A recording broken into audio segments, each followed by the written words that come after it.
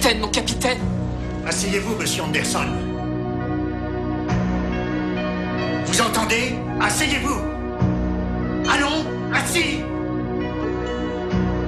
Dernier avertissement, Anderson. Quelle insolence! Est-ce que vous m'entendez? Mon capitaine. Monsieur Overstreet, je vous ordonne de vous asseoir. Asseyez-vous! Assis! Tous! Je vous ordonne de vous asseoir! Vous entendez? Sortez, monsieur Keating!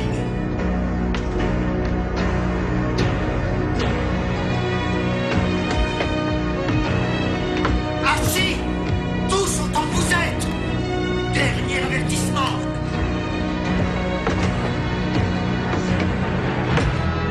Assis! Assis!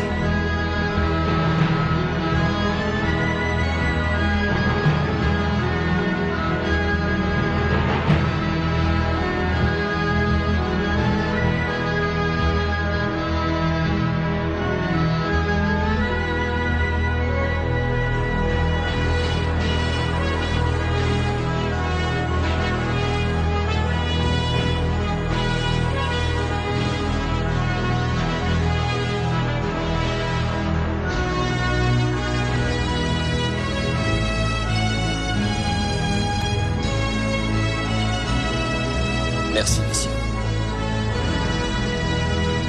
Merci.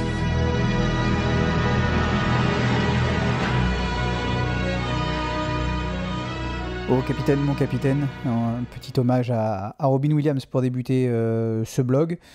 Un blog volontairement basé que sur l'image, hein, puisque finalement ça sert à rien qu'on voit mon visage à chaque fois. Autant vous passez, vous diffusez des images qu'on n'a peut-être pas eu l'occasion de voir, ou alors qui sont intéressantes à revoir. Toujours est-il que en ce 12 août, hein, l'actualité est marquée par le décès de Robin Williams. Robin Williams qui aura tout simplement marqué toute une génération. Les trentenaires dont je fais partie ont tous grandi avec le film Le Cercle des Poètes Disparus comme référence. Et aussi bizarre que ça puisse paraître, je pense que tous ceux qui ont apprécié ce film, à la fin du film, pleurent. Et aujourd'hui, on pleure pour d'autres raisons. Ce Robin Williams, c'était peut-être pas le plus grand acteur du monde, mais c'était certainement celui qui avait le plus de génie. Et les génies, on les aime. Alors, aux courses, on a tous des génies. Par le passé, il y avait Saint-Martin, on a Pellier, Soumillon. Au trot, on a... Je pense que le génie, à proprement dit, si on dit « donne-moi un génie au trot », le premier nom qui vient dans la bouche de tous, je pense que c'est Verbeek. Bazir est le numéro 1 incontestable, il a du génie aussi, mais le génie, comme les Français l'entendent, c'est-à-dire avec une petite part de zone d'ombre, une petite... Le génie, à mon avis, c'est pas quelqu'un qui a une vie plate et où il se passe rien. Robin Williams, vous l'avez lu, vous l'avez entendu, il est mort un petit peu par le fait de la drogue, de l'alcool. Joss, il a eu des déboires à un moment de temps, il s'est racheté une conduite et puis maintenant c'est devenu, il est passé de statut de génie, crack à légende limite, hein, donc on a cette opportunité-là de l'avoir au quotidien et franchement, on s'en prive pas. Mais donc voilà, ce Robin Williams, je pense qu'il aura ouvert les yeux à beaucoup de gens, ce film aura ouvert les yeux à beaucoup de gens, avec cette fameuse réplique au capitaine, mon capitaine, qui est tout simplement énorme. Ce professeur de lettres qui n'a pas accepté le conformisme dans lequel on vit tous les jours. Et nous, aux courses, on peut dire que le conformisme... On en pâtit, hein. D'ailleurs, je pense que c'est ce qui est en train de tuer les courses à petit feu. Et c'est dommage que Robin Williams, finalement, soit pas l'un des dirigeants du PMU, parce que je pense qu'au jour d'aujourd'hui, on n'en serait pas là où on est. Voilà, c'était une petite parenthèse. Le blog, donc, il a un double titre, c'est Au capitaine, mon capitaine, et également Histoire belge. Histoire belge, on revient brièvement sur ce qui s'est passé à Mons, en Wallonie, pour le Grand Prix. Bon, on va pas revenir sur l'incident. Beaucoup se sont étonnés, j'ai reçu pas mal de messages qu'il n'y avait pas l'interview de Cédric Mégissier, qu'on ne savait pas ce qui s'était dit entre entre comment il s'appelle, Cédric Mégissier justement, et puis Richard Westerink. Alors, d'une part, j'ai pas vocation à être voyeuriste, et puis d'autre part, Cédric Mégissier, j'ai eu l'occasion de l'interviewer en off, hein, sitôt la course, il s'est changé, et je l'ai topé à ce moment-là, et je ne sentais pas quelqu'un de, je ne vais pas vous dire de pas lucide, mais enfin, il y avait quelque chose qui tournait pas rond dans son état d'esprit. Il s'est fait un petit peu chahuter en rentrant vers son box avec son cheval après la course. Et je pense qu'il n'était pas dans son état normal. Alors, il aurait peut-être dit des choses qu'il pense et machin, truc. Mais je pense que il valait mieux peut-être pas insister avec lui à ce moment-là. C'est pas les mêmes circonstances qu'avec Fabrice Soulois, où là, il n'y a pas de gêne, c'est une décision arbitrale, c'est encore autre chose, quoi. Donc voilà, pour ceux qui se sont étonnés de la non-interview de Cédric Mégissier, il n'y a rien contre Cédric Mégissier, il n'y a rien contre Richard Westerink. Je pense que ça, c'est...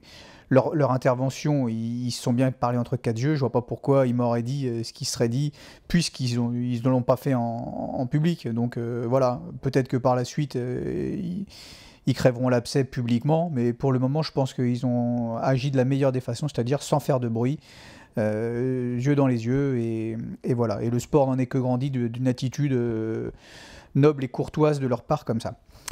Voilà, donc ce Grand Prix de Wallonie, il se passe toujours quelque chose à Mons, hein, dans cette course-là. L'année dernière, on avait eu un petit incident avec Reddy Cash. Là, c'est l'incident avec Timoko. Très sincèrement, je pense que c'est un mal pour un bien pour Timoko, parce que, à mon avis, au moment où Cédric Mégissier se rabat sur lui, le mal est déjà fait. Que ce soit pour Ulan Duval comme pour Timoko, les deux, ils sont condamnés, on va dire. La preuve, c'est que Ulan Duval, dans le dernier tournant, il est mort. Enfin, il est mort, je m'entends. Il est plus compétitif pour la victoire. Il se fait croiser par Roi du Lupin. Et à ce moment-là, les carottes sont cuites. Je vois pas comment Timoko, en ayant fait le même effort, serait allé au bout, voire même se serait envolé, comme j'ai pu l'entendre, et ici et là. Non, Timoko, je pense qu'il aurait peut-être fait 100 mètres de plus, parce que c'est un crack, et voilà, mais il serait jamais allé au bout, je pense pas. Je pense que vraiment, les deux avaient jeté leur feu bien avant, et les malins qui ont attendu, eux, en ont profité. Et c'est tout à fait logiquement que Roi du Lupin s'est imposé, vu les circonstances de course. Mais bon, voilà, moi je pense que c'est un mal pour un bien pour Timoko, pour la suite de sa carrière évidemment, si, bien entendu, il n'a aucune atteinte dans les jours qui vont venir. J'ai pas de nouvelles de la part de son entourage. Si vraiment il a rien physiquement, je suis persuadé que dès la prochaine course, il aura l'occasion de se venger, et que ça va beaucoup mieux se passer. Donc voilà pour ce Grand Prix de Wallonie, on va pas débattre 107 ans. La petite surprise, je savais qu'Anthony Barrier c'était son premier groupe 1 attelé. Par contre, Jean-Paul Marmion, j'étais persuadé qu'il en avait gagné des wagons, des groupes 1, et j'ai l'impression que j'étais pas le seul à le découvrir. Donc c'est assez stupéfiant, parce que on a l'impression que Jean-Paul Marmion, il a toujours un super cheval, les Général du Lupin, Roi du Lupin. On a l'impression qu'ils ont gagné plein de groupes 1, et non, comme ils étaient ongs, à chaque fois c'est des groupes 2. Alors ils ont brillé ici et là, mais voilà, première victoire de groupe 1 donc comme entraîneur pour Jean-Paul Marmion.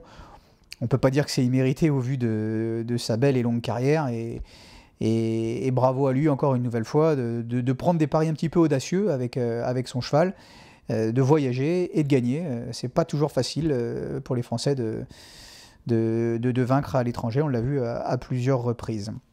Voilà, petite parenthèse également concernant les internautes qui n'ont pas été très très gentils, que ce soit avec Timoko, avec Goup, avec Ulan Duval, avec Mégissier. Bon, surtout Mégissier, qu'est-ce qu'il a pris, le pauvre? Bon, je pense que la sanction qu'il a eu, 1 mois de suspension. En Belgique, quand on met un adversaire au galop, c'est 15 jours. En France, c'est 4. Comme c'est un groupe 1, c'est doublé, c'est pareil en France comme en Belgique. Très sincèrement, j'ai l'impression que le règlement belge est plus juste. Vous mettez un adversaire au galop dans un groupe 1, c'est normal que vous ne soyez pas pénalisé que 8 jours. 8 jours, à la rigueur, quand vous rentrez à l'écurie le soir, vous dites à votre femme, tiens, chérie, prends-moi une semaine de vacances, on se casse.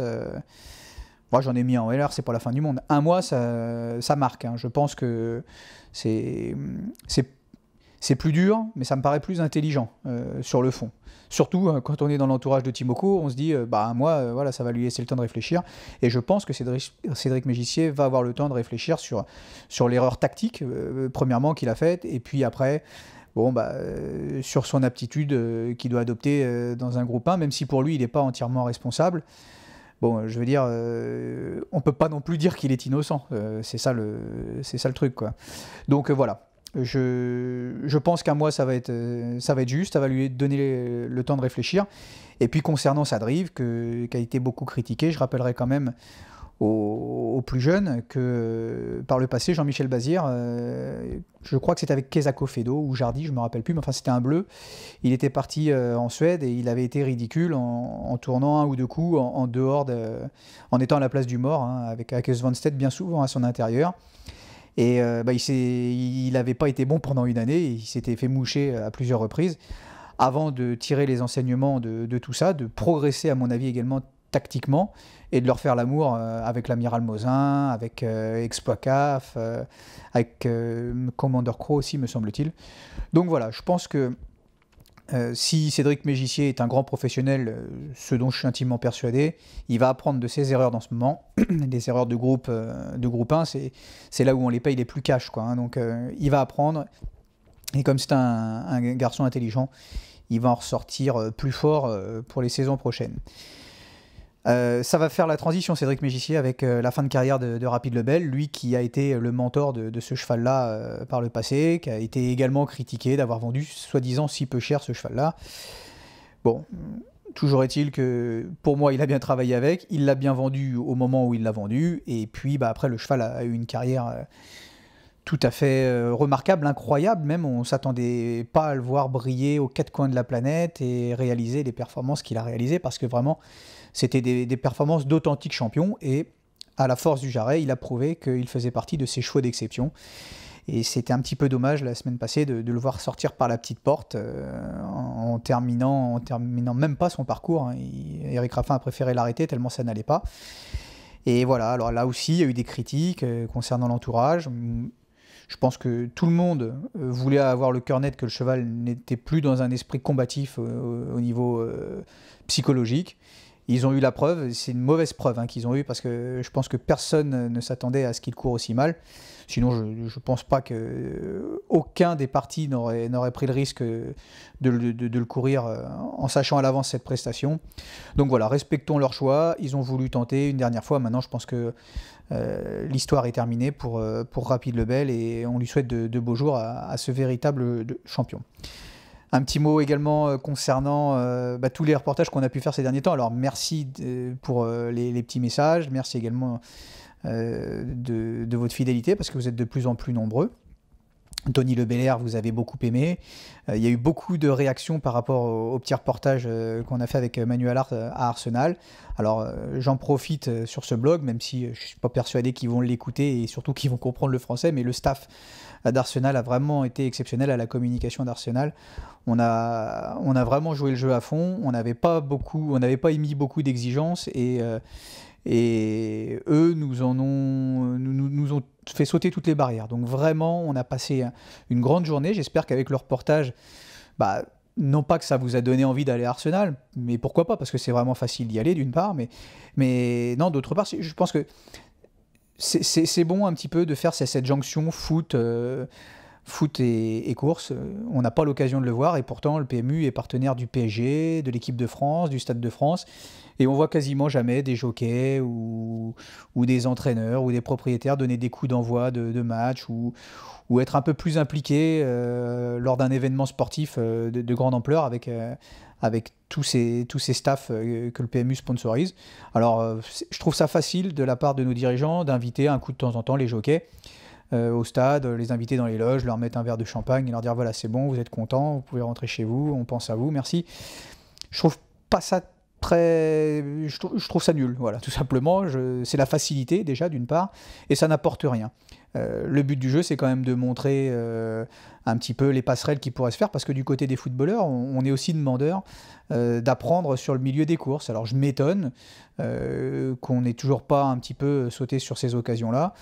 Je lance un message personnel aux dirigeants, le président, Monsieur Germont, le directeur de la communication, Benoît Cornu, qui sont des férus de foot, enfin en tout cas Benoît Cornu, visiblement Philippe Germont un peu moins, mais enfin le directeur de la communication, lui, adore le foot. Je ne comprends pas comment il n'arrive pas à faire une vraie passerelle entre le foot et les courses par rapport à ça. Il y a des opérations communication qui coûteraient que dalle et qui rapporteraient très très gros et pour l'image des courses et pour l'image du foot et surtout pour l'image du PMU.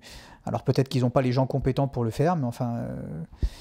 je dis, nous avec nos petits moyens, on arrive à passer un petit peu partout à Arsenal. Je vois pas comment, avec la grosse structure qu'est le PMU et les moyens financiers dont ils disposent, ils n'arrivent pas à gérer un petit reportage super sympa avec les footeux et les gens des courses.